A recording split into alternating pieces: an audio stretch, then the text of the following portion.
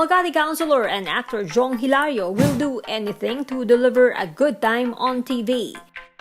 Hilario went all the way out in his latest performance on It's Showtime. He flexed his acting skills as he takes on the role of a taong grasa. He covered his face with charcoal. The Politiko went the extra mile as he shaved off his hair for all the fans to see.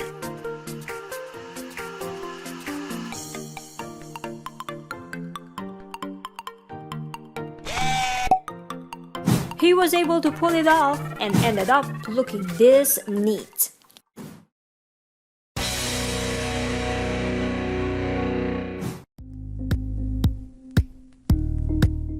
Thank you for watching Politiko TV. Please like and subscribe to our channel for more videos.